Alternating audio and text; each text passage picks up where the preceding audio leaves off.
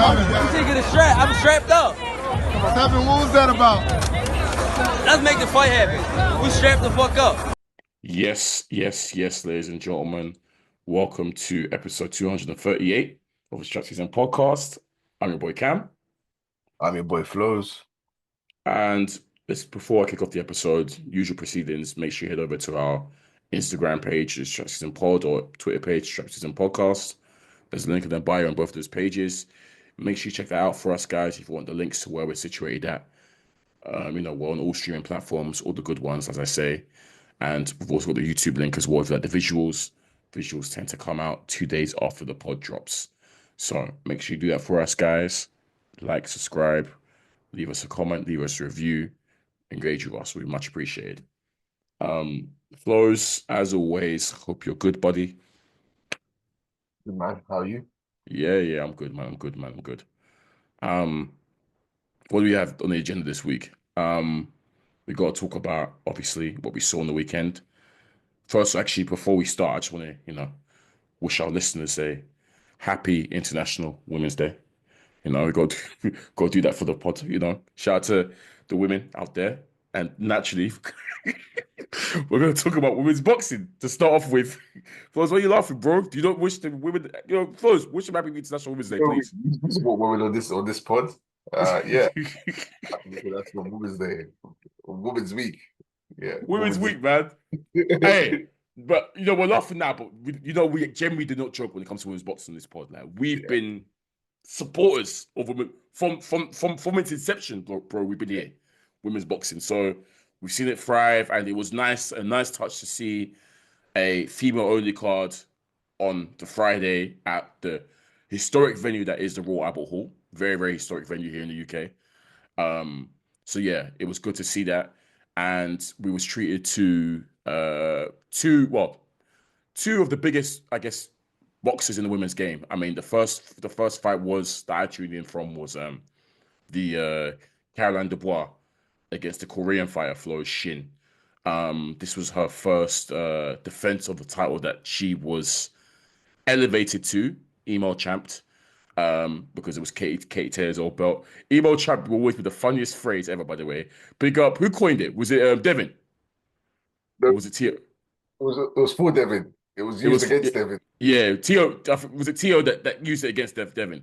Tio or Ryan or something. Yeah. But one of the funniest terms ever to come from boxing, man. Email champ. So yeah, but no, we're using it not in a disrespectful way. Obviously, it was used in a disrespectful way. But what we mean by that is that obviously it's a fighter that kind of gets elevated to champion or given the belt, they didn't have to fight for it based on Katie Taylor obviously vacated basically, didn't she? Or she went to fight elsewhere. I think she went to fight the Serrano fight, so they elevated Caroline to full-time champ. But Caroline's deserving of it anyways, to be honest. So this was her first defense against Shin. I don't know if you tuned in for this one, Flowz, but it was a really good fight. It was enjoyable, as most women's boxing fights is. Caroline looked good in there, but it was a classic story of like the better boxer, the better technician, landing the better shots and winning the rounds comfortably. But Shin, the challenger, being super determined, super dogged, and just going for it.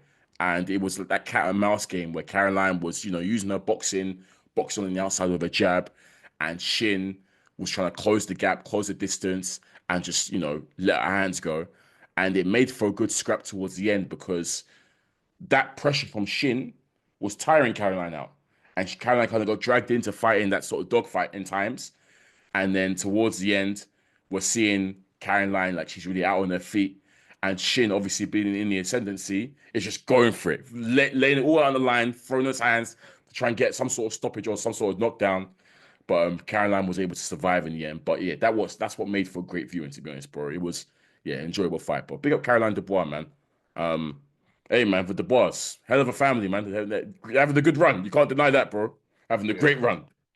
Definitely. Really making waves in boxing. And obviously, Caroline's gunning for everyone. She's more vocal than Daniel. I would say we can compare the two. She's got a bit more personality than Daniel, to be honest. She's not spoke. Yeah. She's not spoke. Loves the back and forth. Yeah. Loves going to people. Yeah, she's on it. So It's so funny because she seems quite, when you like first see her, she seems quite quiet and unassuming, similar to Daniel. But she, like you said, she's on smoke, and she's happy to call people out and say, "Yeah, I want to fight this person, I want to fight that person." And yeah, I like her still. Yeah, but we've said this about women's boxing. They're just more active. So even if yeah, she was quiet to start off with, yeah, they're all on smoke, so you've got to be on smoke too. yeah. Facts, You facts. know, being timid and quiet and all of that. If you got all of them are active, all of them are Yeah, talking, all of them get active, all of them go back and forth. So yeah, it's interesting. yeah. Absolutely. But she looked good. Like I said, the last two rounds were rough for her because Shin, she really, really, really, went for it and yeah, applied a lot of pressure. But yeah, Caroline won the most of the rounds, and obviously, unfortunately, with 2 minute rounds, and the fact that women's don't really tend to knock each other out, it was never going to happen where she was going to be in serious trouble. But you could tell she was out on her feet towards the end, based on just that pressure that Shin did. So I want to big up Shin as well. Even though she was getting pieced up, she was never deterred, and she kept coming, kept coming, and kept coming. And that's what made it for an interesting fight. But yeah, Caroline, keep on doing what you need to do. I think she'll probably try and go for undisputed in that weight class before she looks to move up. And she'll probably do that in the next couple of fights because, as we know, in women's boxing, it moves very, very fast. But main event time, bro. Tasha Jonas, Miss GB versus Lauren Price, not Becky Price, as Tasha initially thought it was. Flowz, it's funny because you said that that maybe might have played into whether or not she was preparing for the right chick. To be honest, Oh, bro, it doesn't really matter, to be honest, Flowz, because from what we saw, look, man, I was hoping it wasn't going to be the case because obviously Tasha Jonas, being her age, she's looked good for her age and hasn't really shown signs of slowing down. And you mentioned that I remember you saying that you hope it's not this time where the age starts to show, but unfortunately, it was the case, bro. You put it out into the air, and it happened, man. It's sad to say, man. Um, Look, man, no disrespect when I say this, but Tasha Jones got cooked, man. She got cooked. She got man. cooked, man. Cooked. Like from the first bell, bro, and like it was just she just could not handle the speed of Lauren Price. Like the Yeah. hand speed was so clear, and the foot speed as well. She just couldn't handle it. And it wasn't as if Lauren Price was doing anything special out there to me. Kept it simple, kept it basic. But because she was so quick and beating her to the punch every single time, and Tasha Jones wasn't able to pin her down, slow her down at all, it just made for just a piecing up. Every round I gave Lauren Price, to be honest. I didn't think I gave Tasha a round. Yeah. And you're seeing Tasha look, who, by the way, Tasha's someone that I've credited on this pod big time for her boxing ability, her Yeah. shot selection, the way she breaks opponents down. It was just she looked like she looked like she didn't belong in there. Unfortunately, it's sad. It's sad because you're seeing her trying to. Tasha was trying to time her big left hand, right? And like I said, I could see the vision what she was trying to do. But and as the old adage, timing beats speed, right? That's what it is with boxing, right? But unfortunately, she was just not able to get her timing right at all, and that led to her looking a bit silly at times with the big misses and the big swings, right, bro. So it was just, yeah, it was a piecing up. And credit to Lauren Price, man. Like she looked cold in there. She looked cold. Yeah, it's funny because look, Tasha's been in there with people with lightning hand speed. Yes, and she's timed them, isn't she? She's got Yeah. And because of her boxing ability, she was able to navigate that and make it close fights and make it good fights. But look, as my fear was last episode, that Lauren Price is young, strong, good boxing pedigree, Olympic, Mhm. and she came there and she was super confident the whole time. Even from the back and forth to the last fight, she's always been super confident, Lauren Price. And yeah, it was. It's like she knew what she needed to do to win every Yeah, round. And look, we've said this about women's boxing. They're usually happy to have a tear up. yeah, Lower Price was like, nope, we're not doing that. I'm just gonna box, move, and give a boxing lesson, really. yeah. It was a lesson. Yeah, Only until the end, maybe the last few rounds where she wanted to maybe grab a knockdown or stoppage, and Yeah. she was kind of hooping at that point because she was cracking. But the thing is, maybe Tasha had more success in those portions, even though she was getting pieced up more, Mm. because Lauren was willing to stand there and bang a bit more. That's Flowz, that's the only reason. Yeah, that's Sorry the to say. reason. That's Those the only there, reason. happy to take her shots and land bigger shots on her. So that was the only success Tasha was having when she was getting even pieced up more because no one was happy to stay in there. But it was a cooking and yeah, look, Tasha's been a great servant for the Ah, sport. brilliant servant. Great Yeah. champion, achieved a hell of a lot. Um, and look, yeah, it's time to pass on the torch because that performance was low and beautiful. Boxed, moved, pieced her up. Um, Smart performance, confident performance. Yeah, she's done her thing. Absolutely, man. It definitely looked like a hot, yeah, as you said, that was, I mean, if that was what was floated around during this build-up. Like, this could be a passing of a torch moment, right? And obviously, Tasha being the proud competitor that she is, she was, vehemently denying and being like, no, no, no, like, I'm levels above this girl. This my time isn't done yet, blah, blah, blah, blah. But it kind of looked like that in there, just that, just off pure speed and just freshness alone, she was there, and she was nowhere compared to Lauren. And yeah, no credit. I'm big credit to Lauren because she didn't really, obviously, as you said, towards the end, she started to try and you know sit down on the punches to maybe try and see if she can hurt Tasha and maybe get a stoppage or a dropping or whatever. But she stuck to the game plan throughout most of the thing in terms of boxing and moving, not getting sucked in. It was very razor focused and razor, sharp, from her. So yeah, man, look, she backed her talk. She said from jump that, this ain't this ain't Becky Price. You know what I mean? Like, this is so yeah, she look, and it was right. This weren't no Becky Price, this was Lauren Price. And yeah, I think she earned her respect for sure. And yeah, it was just sad seeing Tasha, like I said, someone who I really rate her boxing skills. She looked devoid of ideas, bro. Befuddled. Didn't really know. I wasn't really a fan of the corner work either. I don't think they were giving her the best advice and they weren't geeing up her enough. And yeah, like the game plan was just try and time and land this big shot. That's what the game plan was given to me. There wasn't any trap, maybe try and set traps or anything. Not to say, Flowz, that this would have been successful. It probably wouldn't have been. But try and give me different looks. I feel like to try and at least see that you're trying to work out this opponent, and she didn't do that, unfortunately. So yeah, man, she was just a bit befuddled in there by the hand speed, and she said straight away. She said afterwards, "I didn't expect it to be so fast. Like she didn't expect her to be that much quicker than me." So when you're saying that, fair enough, isn't it? Look, this like I said last episode, I was worried that they're not prepared. You know, look, it was clear. Maybe she Yeah, wasn't like a motivation there as well. Look, she's close to 40, she's 40. which is 40. Yeah, yeah, Um, she's been she's fought some of the big names already. She's yeah, fought well, maybe there was a bit of motivation, but she's achieved a hell of a lot already. yeah, And when you're saying you're going back and forth about the wrong person, yeah. Crazy, crazy. yeah. So I don't know. And look, she clearly weren't prepared, and I Yeah. feel Lauren Price was 100% prepared for Oh yeah, Tash. 100% prepared, like studied Tash, knows her yeah. well. Um, yeah, Look, I think man. Look, every sport, anything really, all walks of life, Father Time comes to everyone. We can't yeah, outrun time. Like that's the bottom line, right, bro?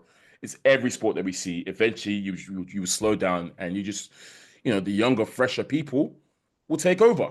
And there's no shame in that. As long as you've achieved it, obviously, and she's achieved, as you said, a hell of a lot in the sport. Let's not forget unified champion. Um, I think her and Nicola were the first female boxers to go to the Olympics, right? When female boxing was allowed in the Olympics. So from the UK, I mean. So look, man, trailblazer, done her thing, well into her 40s, good longevity. But obviously they spoke to her about it and whether or not, this was it. This was a last hurrah. She even said that, Joe Gallagher, her coach, has been telling her to retire years ago. Apparently, I didn't know that. But yeah, she said Joe's been telling me to retire for the last couple fights ago, but she was like, no, I've still got it.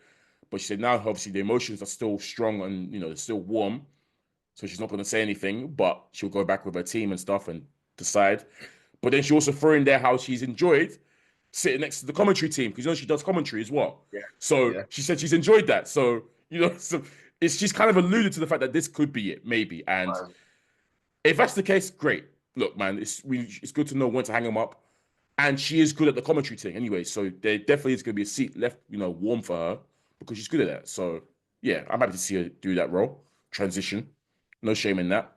Is what it is. But yeah, Lauren Price, she goes on, man. Like I said, she looks strong. She looked quick, bro. I think she's looking at she's got an eye on, obviously Makeda Maya and Sandy Ryan are rematching. Yeah. Because their first fight was super close. Maya got the victories of the rematching, but she's eyeing up the winner of that. If it's Makeda, great. We know that's gonna be a cracking fight. Good build up. If it's Sandy as well, great as well, because Sandy's a UK fighter. She's British too, so that can be also sick. But Lauren Price definitely has, I think, announced herself as the next one to watch in that women's welterweight division for sure. So he was laughing, bro. I don't know if he was. It was something else.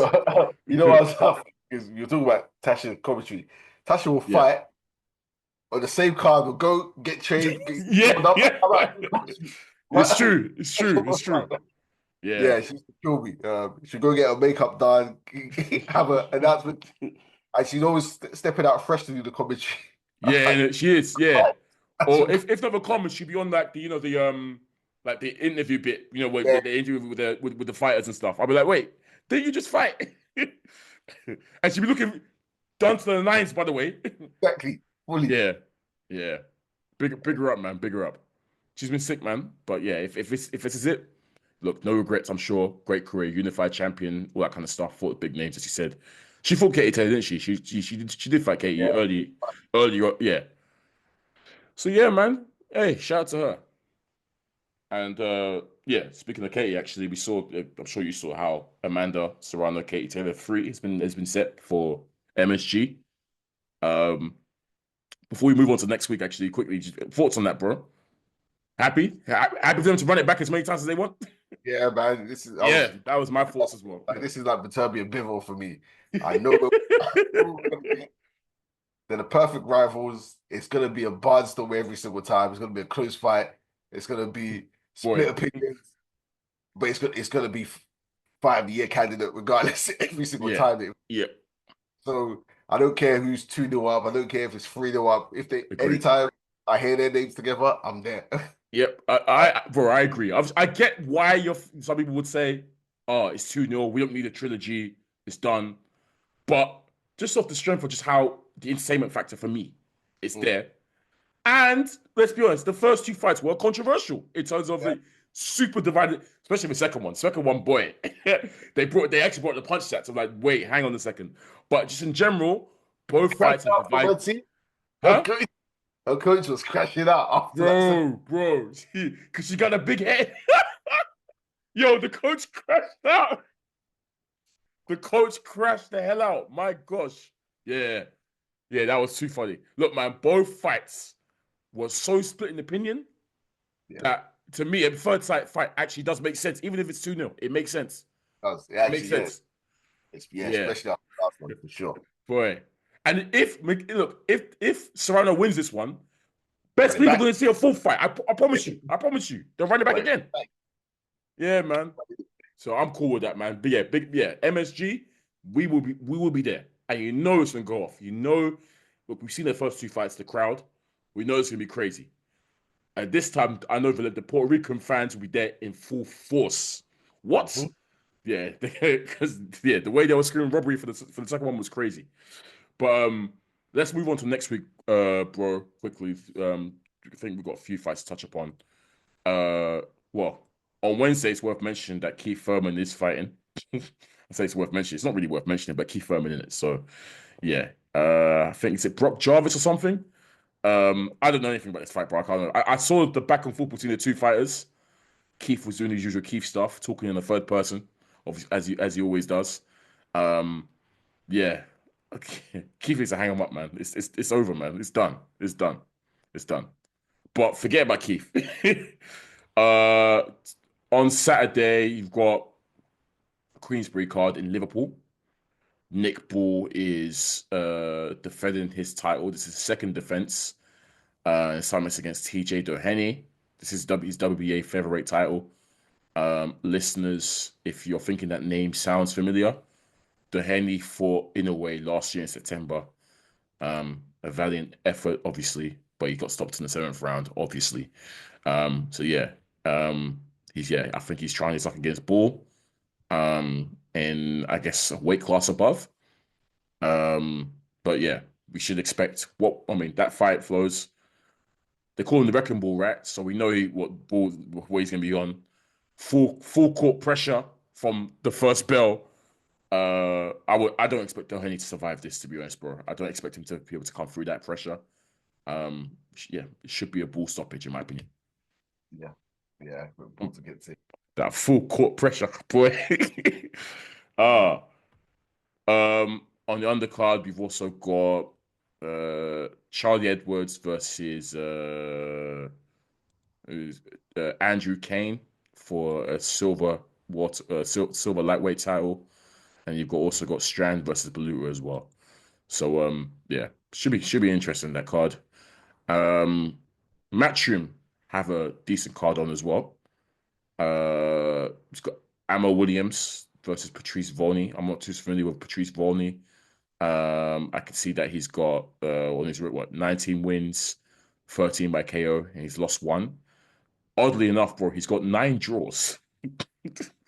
9 draws. Oh, wait, I need to check this. This is off the Matchroom website. I need to check it. I'm going to Boxback now to see if this is actually legit. Because 9 draws.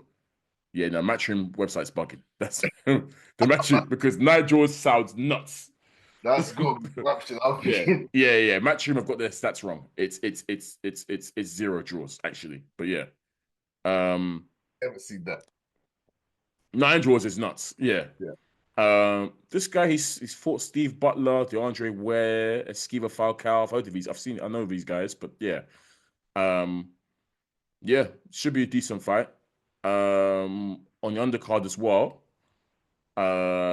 We've got Amari Jones. Edgar Berlanga is making his return, I think, since obviously that Canelo fight that sort of boosted him up. He's up against is it undefeated? Yeah, he's up against an undefeated Puerto Rican fighter called Jonathan Gonzalez Ortiz. Again, not too familiar with this guy. I don't know if you are, bro. 20 wins, 16 by KO, 0 losses, 1 draw. And he's 35 years old. Never heard of him, but yeah, I'm trying to think. Why are you laughing? Remember when after the Canelo fight? Yeah, there's no going back down. We did say that. Yes, we did. I remember we did say there's no going back down. Undefeated. I don't know him, but maybe actually let's wait and see. We'll discuss it next week. I'm looking at the guy who he's fought. Like, I'm looking at his last, as in the opponent. Yeah. I'm looking at his last 3 opponents. Yeah. Edward Diaz, that guy had a record of 14 wins, 5 losses. Jose St. Hilaire Gil, that guy had a record of 5 wins, 23 losses. And then Rogelio Luna, 32 wins, 5 losses. That's the last 3 opponents this guy has fought before fighting Berlanga. I'll allow you, Berlanga. This guy's undefeated, and cool. You have 1 allowance, but remember what we said. There's no going back down. I don't know if I'm allowing him, bro. I don't feel because yes, he's undefeated, but he's the caliber of opponent is obviously not there. Obviously, so look, it's a fake undefeated. He's fresh off a loss, but remember how smoky Berlanga's been talking. Berlanga's all talking. Bro, he has been talking mad. What? That's why we said don't go back down. You're at this level now. Okay, you know what? If he fights this guy, it better be the next fight has to be the level of someone like a Caleb Plant. Has to be. It's simple. Cool. Loss aside, yeah, you've taken a loss. Canelo, cool. Little get back. Next up has to be. Yeah. Has to be. You can't be like this again. Let's pay again. No way. No way. And look, you can't even struggle this fight. Yeah. You Yeah. can't struggle. You can't go life and death. You can't bite someone's ear. Facts. Can't go That's a fact. down. In fact, we need to see the first round stoppages that made you. Was it Malanga that went down and started beating his gloves? Was it him? No, I can't remember. Was it? Oh no, that might be Porter. Against Canelo, he done it. Yeah, I think. yeah. Canelo, I swear he started. Yeah, he did. Yeah. Yeah. And you know what? That Canelo fight was fire because he then started to go crazy. He started to try and activate. You know, he was brave. I give him that. He was very brave. Yeah. He impressed. He impressed that fight. He lost, but he impressed. So yeah, that's why we said you're at this level now. Anyway, cool. We'll come back next episode. We're gonna be here. We'll see. Yeah, we'll see. We'll be here. And we also got Jermaine Ortiz on that card as well, and Jalil Hackett as well. So a few of Matchroom's American prospects are in that one. It should be a good card as well. But yeah, that's it. Really, like I said, it was not much going on for this upcoming week. The week after there's a bit more, but yeah, man, boxing news. Apart from the Katie Taylor announcement, bro, I'm trying to think what else we've had this week. Or this like last 2 weeks. Can't think of anything, to be honest, bro. I'll be honest. What, like news? Yeah. Yes, we do. Because I've had several people come to me. Oh, okay. To ask me about this situation. Dana White and Turkey alliance. Oh yes, they've got some league coming, right? Some boxing. Yeah. Boxing promotion. They want to do they want to freeze out the governing bodies and the full belt era. Yes. One face, one name. Yeah. Similar to what the UFC is, obviously. Yeah. Yeah. And we kind of seen that to align with this, we've seen in the Scarland Canelo promotion, Turkey's telling him not to show the belts almost. So a lot of people are saying, is this going to phase out the belts now? What's my opinion? Would you think this is going to be great for boxing or not? So, I don't know. What's your thoughts on it? I always said that I actually admired, even though I'm not into MMA, I can't get into it. I've always said I admire the UFC way of just having one title per division. And in a way, it kind of promotes the best fighting the best because it's like you fight for that one title. That's your champion. Each time you go through that one champion, he's the best of that division. You know what I mean? And if you want to be the best, you got to beat him. So I am a fan of that because I've said there are too many belts in circulations as it is, and even 4 belts. If I'm thinking about it, do we really need 4 belts per division? Like we don't. Obviously, it's these are historic structures that are in place of boxing, right? Well, it was 3 before, now it's 4. But really and truly, one guy could be the guy, and if you want to be the man, you have to go through him. He proves that he's the best. You make this up in the mini tournament, and the winner gets that 1 belt. So I actually am for the idea, funny enough, of having just one name, one champion per division or whatever, and that entices people to fight that guy to be the guy. Obviously, it's funny though because obviously I'm a big fan of undisputed stuff, but that's because there's 4 belts. But if there is a move away from that 4 belt, then I would like to try it and see if it works. I think with the whole Dana Turkey thing, I'm not surprised that Dana's looking to try, and obviously he's mentioned that he's wanted to get into the boxing side of things. It's where the money's at, and obviously aligning with Turkey makes sense because that is the guy right now when it comes to boxing. I definitely think it might ruffle some feathers with some other promoters for sure. But overall, I would like to see it. I'll be honest, I'd like to try it for sure. Yeah. Why not? See, my view on this is that look, this is just another promotion company, so they're going to sign their fighters because they're not forming a governing body. They're just another promotion company, so they're going to sign certain fighters. They're not going to sign all fighters. They'll have an agreement. I think Dana said the format is they're going to have like 5 of the best in each weight class compete for the belt, and they'll have one face, one name, or whatever. Mm-hmm. That's all cool, but that's not going to eliminate the governing bodies belts because look, if you sign, let's say they sign 10 heavyweights. The heavyweights that are not on that stable are going to compete for the governing body belts. And then they're going to be the champions of each belt. And then the fans are going to be like, okay, cool. The winners in should go and fight thingy. So it has to be So it has to be a wide thing, as in not Yeah, just. It has to be inclusive of everything, not yeah, just. But then again, well, that's going to be hard. Yeah, well, obviously the governing bodies will veto that and fight against that hard because exactly. it's like They're not no. gonna, they're not gonna sit back and say, oh, like you So even see now where WBC, I think is it WBC champions are coming out saying I'm a proud WBC champion. Look, there's money involved here. it can definitely cause a schism because you do have the people, as you said, the people that who are happy to say they're proud this and this champion.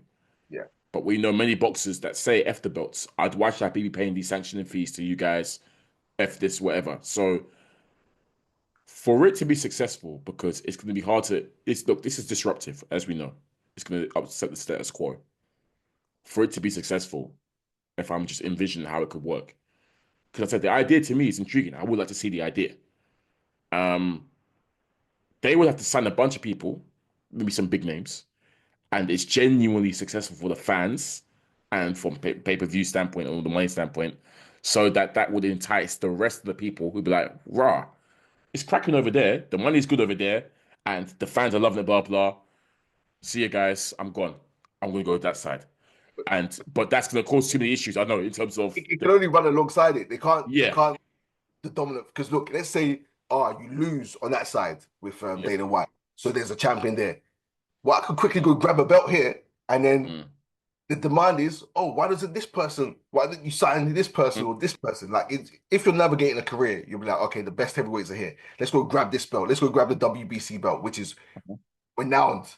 And then people are gonna clamor for you to fight or fight this person. So you'll never be the number one dog when there's four other potential champions, even if they're yeah, lower level, yeah, because they're there. And if you're navigating a fighter's career and be like, okay, Dana don't want to sign me and Turkey don't want to sign me. Boom, let me go grab this WBC, WBA belt. mm, And then if you've lost on Turkey side and you're down the pecking order, and you think, oh, let me go grab this belt quickly yeah, and then be dominant outside of this league and beat all the other guys, then people are like, I think he's bounced back. He's good, you know. He could keep, why doesn't he mm. fight him? So I think they'll run alongside each other rather than eliminate each other, if that makes sense. So Not eliminate each other, no, but we've seen. I'm just trying to think of examples where we've seen two, let's say, two entities of the same sport yeah, right along side each other. happens with MMA, right? Yeah, it happens in MMA. And like I said, eventually one side is going to be more dominant, regardless, based on just more pulling power, money, sponsorship, all that kind of stuff. I'm thinking darts. You know, there's darts. You've got the BDO. There was two bodies of darts. There's BDO and PDC. Mm. PDC is what then drew all the BDO people over to that side.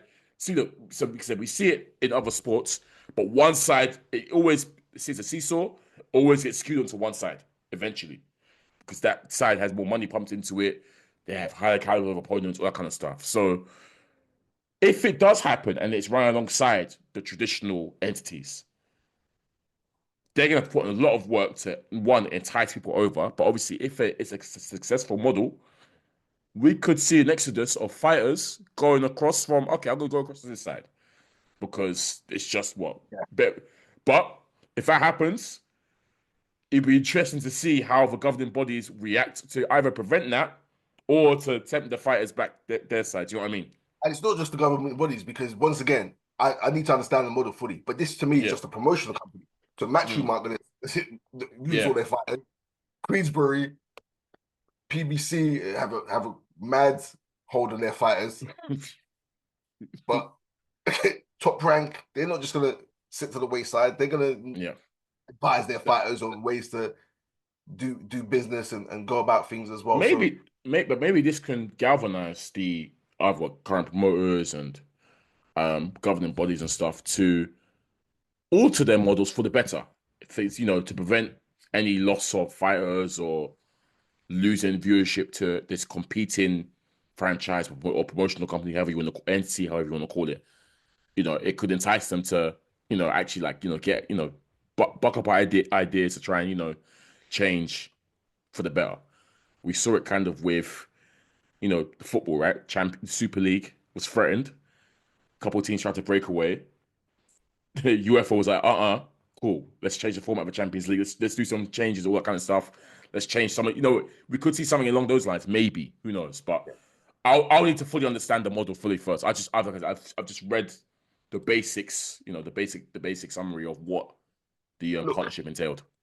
I think Dana and Turkey are smart people. They know what needs to be said to get people excited. Logistically, I just don't see how it's going to eliminate. It works. Yeah. It's going to work. It's definitely going to work. But then they're saying, oh, yeah, we need to get rid of these belts. You're not going to get rid of these belts by creating another promotion company. You're just signing certain fighters and then you're going to give them a new belt. And you know how certain American fans, Tank fans, people who have crazy fan bases, they're going to reject that. ASAP. Tank fans aren't going to hear that. They're going to be like, Tank's the champ. They're not going to hear it. So yeah. I'm definitely happy with the idea. I'm happy for more competition. I'm happy to see fight. I'm happy to see the best fight the best. Talk to me though. Okay, what are your thoughts on the whole? Okay, forget how it works, the side, that kind of stuff. Just that concept of having one champion for the division, and you have to go through that guy to be the best. I know this eliminates the whole prospect of unifications, undisputed. But do you like that idea in general? Are you a fan of it? That UFC sort of model. I'm not even. Yeah, it could be good. I do. Well, I've grown up in a boxing where there's been multiple champions. Yes. My only issue is when the best don't fight the best or unifications don't happen. Yes. And I think the 4-belt era allows you to see, okay, these are the 4 best almost. These are the 4 champions. You want to see champions fight each other, which doesn't happen enough. So whether there's one, as I say, bro, yeah, I can say, it allows it, but it also, sorry, I have to say this. It also allows people to duck. Yeah, it does. Champions ducking other champions. Cool. Yes, I am a champion. I'm a belt holder here. He's not a belt holder. I ain't trying to fight him. You know what I mean? That's my gripe. Yeah, that's my issue. People not fighting each other. Yeah. So whether it's not about how you're right, it does allow people to duck, but there's people without belts who we've seen ducking, ducking champions. We still see that. So, like for now, some will be like, I don't want to go over that side because of ducking almost. So as long as what Turkey's brought is the best of fighting the best. So whatever format that is, I know Turkey's going to deliver that however way you can, unless a Tank decides they don't want to get involved and duck that one. So whether it's 4 belts, whether it's 1 belt, I just want to see the go at it. That's it, really. That's always been for me personally. So yeah, just eliminate ducking. That's the issue. Ducking, excuse making. Best not fighting each other. That's it. That's all I've wanted. Yeah, belts or whatever. Literally, I just want to see the best fight the best. That's all. That's it. Yeah, but look, Khan and Brook, for example, we were calling for those fights when they weren't champions. When they facts. So it's just best fighting the best. We just want to see the best fights. Belts on the side. Yeah, man. Yeah, I hear it. Yeah, cool. I think we can leave it there, bro. Good discussion. We'll see how it plays out. Anyways, we'll see how it develops. It should be interesting to see how that plays out. But yeah, this has been episode 238 of the SZN Podcast. I'm your boy Kam. I'm your boy Flowz. And as always, guys, you know where to find us. Peace. You taking a strap? I'm strapped up. 7, what was that about? Let's make the fight happen. We strapped the fuck up.